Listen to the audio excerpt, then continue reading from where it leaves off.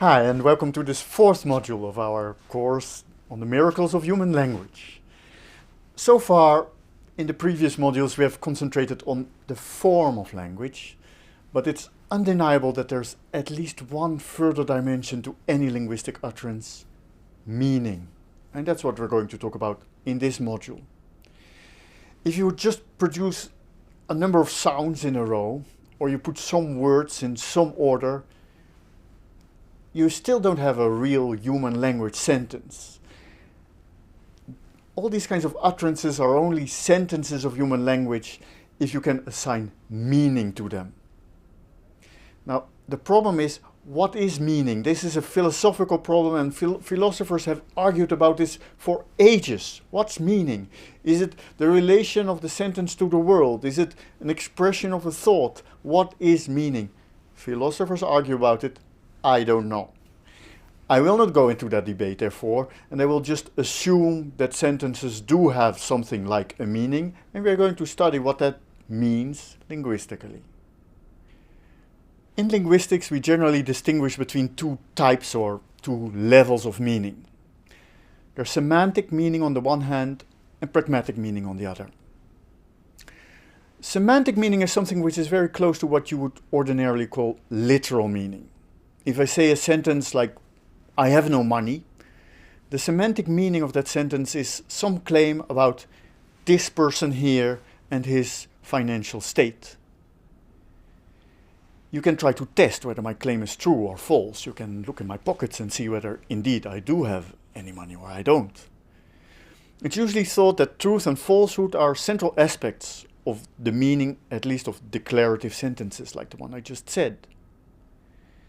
It may be easier to understand this if we contrast this with the other level of meaning, pragmatic meaning. The pragmatic meaning of a sentence corresponds more or less to what you want to achieve with the sentence. In other words, it's an answer to the question, why does the speaker say this? When I say, "I have no money," I can say that for various reasons. One reason might be I just want to inform you about my present financial situation. Another reason might be because I basically want to give you an order to give me money. Or a third reason is I want to apologize. I want to apologize that I look so shabby. That's just because I have no money. Or there can be many other reasons. So while you can understand the semantic meaning of a sentence or a word without referring to the context, you can just take the sentence, take the word, and look at its semantic meaning. That's not true for the pragmatic meaning. For pragmatic meaning, you always need to know the context. And it typically involves an I and a you. I want to inform you. I want to request something of you. I want to apologize to you. So, interestingly, just like sentences can have two layers of form, on the one hand there's the sounds, the phonology and the phonetics. On the other hand there's the words and sentences, the morphology and syntax. They can also have two layers of meaning, semantics and pragmatics. Now, outside of linguistic textbooks, there basically are no sentences without pragmatics. Even if I make some pure and precise observation about the real world, just by saying it aloud, I will make some effect on you as the listener. And probably I also have that as my intention.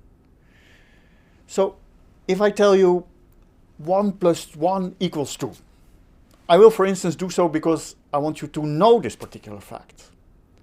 Or because I want to point out to you that in some very complicated way that I think that you are really stupid because you do not know such a simple thing as 1 + 1 = 2.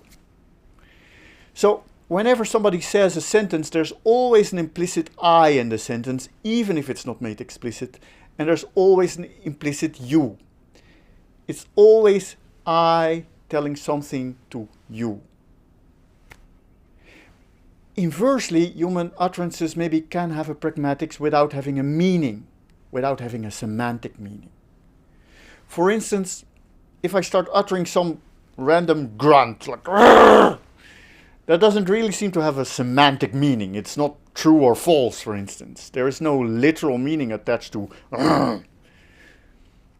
but there is a pragmatic meaning. It does mean something if I start doing something like this. It may mean that I'm really upset and I want you to change something about that. These two layers of meaning, semantic and pragmatic meaning, are the topic of this module. In the next video we will talk about semantics. To be precise, we will talk about the semantics of color terms. And then after that we will go into the question how we can change the world with our words.